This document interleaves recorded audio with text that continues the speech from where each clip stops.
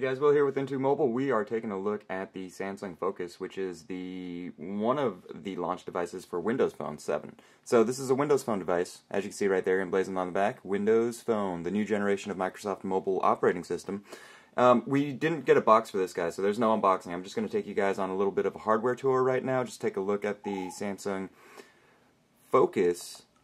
Okay, great, now you know my PIN to unlock my phone, but whatever, not really, what is this? Allow your camera to use, okay, location, that makes sense. So, what is Windows Phone 7? Windows Phone 7 is the latest mobile operating system from Microsoft. It's the reincarnation of Windows Mobile, but it looks nothing like it, as you can see here. Everything is all about the start screen.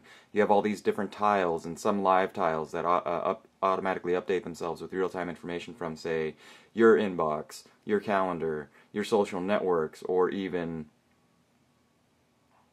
where's the me? Or even yourself, that's me right there. These are your own social network updates from Windows Live and Facebook, and through Windows Live you can integrate with MySpace and LinkedIn and all that good stuff.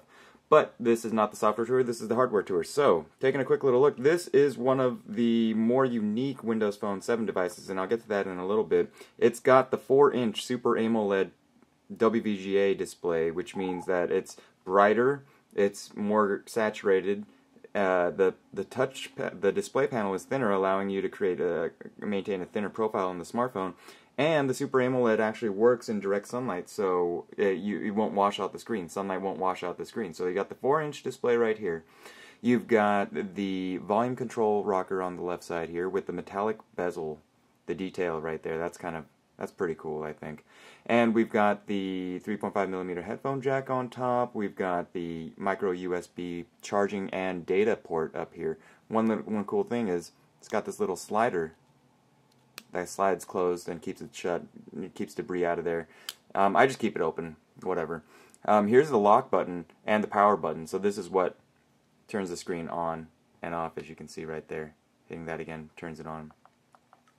And the dedicated camera shutter button right there, which is cool because if you just hold that down, it fires up the camera, boom, pretty fast. Startup time is quick. Once you're there, you're just gonna take a picture of my mouse right here. Just gonna half press to zoom to focus, full press to take a picture. Do that again, half press to focus, full press to take a picture. And you can see that these photos, the shot-to-shot time is pretty quick. And what's cool is you can actually go back. Oh, automatically, do you want to automatically share pictures online? Let's share with just me. And I got distracted again. This is not a software tour, this is the hardware tour. So keeping on, we have the 5-megapixel camera in the back with the LED flash. Pretty good camera, not the best. iPhone is better, and Nokia's 12-megapixel and 8 is actually obviously better. But overall, a good form factor. I like the contours on the back here, which make it easy to hold with one hand while typing, because when you're holding with one hand, you don't have your fingers gripping this side, right? It's kind of uncomfortable. Your thumb is kind of in the way there. So how I usually hold it is, say I'm in an email and I'm replying, right?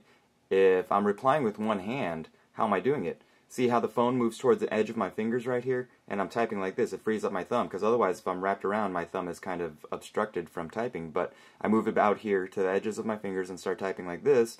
The contours actually make it easy to hold on to it, because my fingers are actually gripping that little contoured edge right there. And that's a little detail, but it makes a big difference. And also, okay, you got these backlit navigation, capacitive touch, so touch-sensitive buttons, right?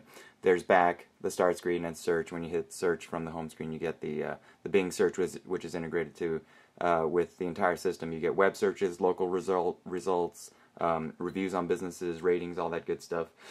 And what else? Well, you got the speaker up here. You've got your different sensors up here. Your light sensor and your proximity sensor. Automatically adjust the brightness of the display for depending on the light, ambient light, and the proximity sensor turns off the display so you don't face dial. But what's the cool thing I was talking about? You take off the battery cover. Of course, it looks pretty much like any smartphone we've ever come across, which means, or especially on AT&T, that means a SIM card slot there and a microSD card slot there. But wait a minute. This is what's cool about the Samsung Focus, because the Samsung Focus actually has a microSD card slot, and not many Windows Phone 7 devices will have that.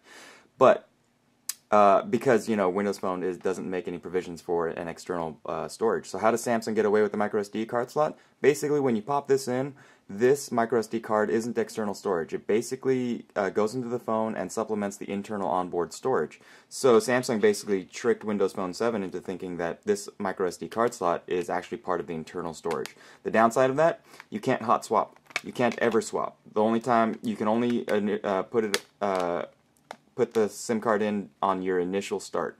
And if you want to switch, the microSD card slots, if you want to switch microSD cards, you're going to have to factory reset the phone. But to just show you, I do have my I have a 16 gigabyte card in there, and there's 8 gigs of storage, so that should make for 24 gigs of space, but minus the conversion, you get about 22 gigs of total storage. I have about 6 gigs left of available storage there, so that's cool. And swipe down to reset your phone. That's how that's the only way you can put in a new micro SD card into the slot. So that's a quick little look at the Samsung Focus, the hardware here. Oh, right before we go, I want to show you guys what this guy looks like next to an iPhone. And notice, they are very similarly sized. The screen on this guy is smaller, but what's cool is, if you take a look, they're about the same thickness. This guy's a little tiny bit thicker, just a little bit, but negligibly thicker, and that's really cool. The Samsung Focus is a lot lighter than the iPhone 4, because the iPhone 4 is made of steel and glass. The only glass here is on the display, and there's plastics throughout. So the in-hand feel is slightly different, but the Samsung Focus is a great phone. Check out our software walkthrough in just a little bit. That is the Samsung Focus for AT&T.